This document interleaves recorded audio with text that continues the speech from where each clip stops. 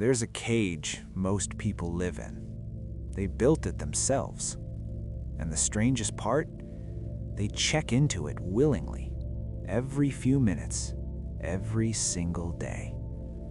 You felt it, that hollow ache after scrolling for an hour, surrounded by hundreds of connections, and yet profoundly, impossibly alone.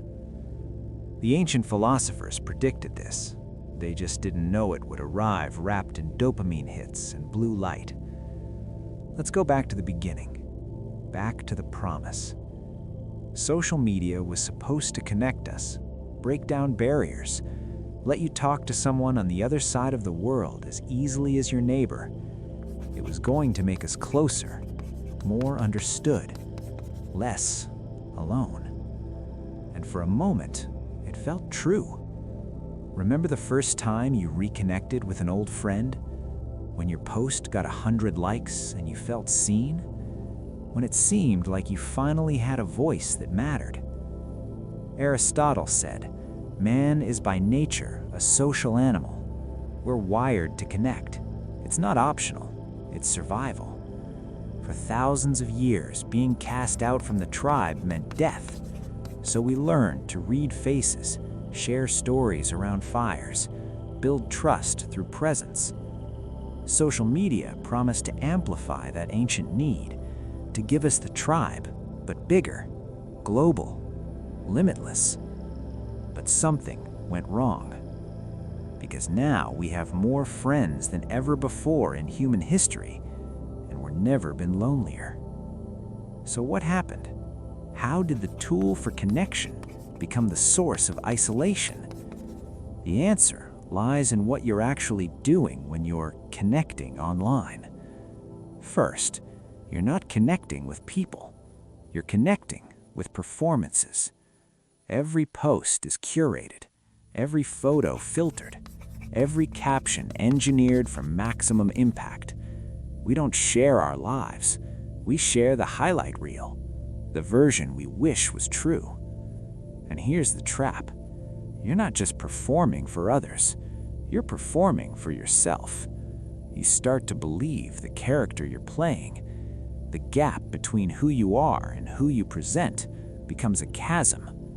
And in that gap, loneliness grows. The philosopher Heidegger called this das Man, the they. You lose yourself in what they expect, what they will approve of. Your authentic self gets buried under layers of performance, and you can't connect authentically when you're wearing a mask. Second, the dopamine trap. Social media platforms are built on the same psychological principles as slot machines, variable reward schedules. Sometimes you get likes, sometimes you don't. Sometimes your post goes viral, sometimes it dies in silence. This was discovered by B.F. Skinner in the 1950s. He put rats in boxes with levers. Consistent rewards, the rats pressed the lever regularly. Random rewards, the rats became obsessed. They couldn't stop pressing. You're the rat. The lever is your phone. And every time you refresh, you're hoping this time will be the hit. But here's what Skinner also discovered.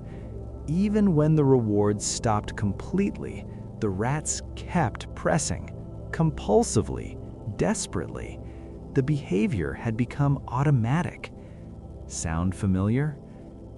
Third, the comparison engine. Social media turns life into a competition you didn't sign up for. Everyone's vacation is better.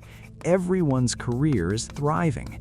Everyone's relationship is perfect. And yours? Yours feels ordinary, insufficient, wrong. The philosopher Kierkegaard wrote about the despair of infinitude, having too many choices, too many possibilities, until you're paralyzed by comparison. You can't just be yourself when you're constantly measuring against thousands of others. And the cruelest part? those others are performing too. You're comparing your reality to their fiction and losing. Fourth, you are the product. These platforms aren't free because they're generous. They're free because you're what's being sold. Your attention, your data, your behavior patterns. The goal isn't to make you happy, it's to keep you engaged. Angry engagement works, anxious engagement works, lonely engagement works best because lonely people keep coming back, searching for the connection they're being systematically denied. It's not a bug, it's the architecture. But let's go deeper, because this isn't just about technology, it's about something more fundamental. The Buddhist concept of the hungry ghost is instructive here. Hungry ghosts are beings with huge bellies and tiny mouths. They're eternally hungry but can never be satisfied. They consume endlessly but are never nourished. That's what social media turns us into. Hungry ghosts, scrolling, consuming, searching for something that never arrives. Connection without presence, attention without intimacy, stimulation without meaning. The ancient Stoics understood something crucial. Loneliness isn't the absence of people, it's the absence of genuine presence. You can be in a room full of people and feel utterly alone. You can have 1,000 followers and feel invisible. Because what we actually crave isn't quantity, it's quality, depth, the feeling that we're truly seen by another human being. Social media offers the opposite. It offers width without depth, 1,000 shallow puddles instead of one deep well.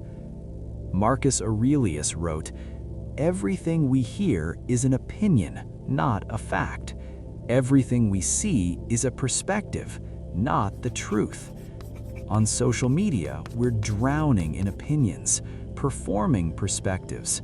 But where is the truth? Where is the real person behind the profile? They're trapped, just like you. Kierkegaard said, "Anxiety comes from infinite possibility without commitment."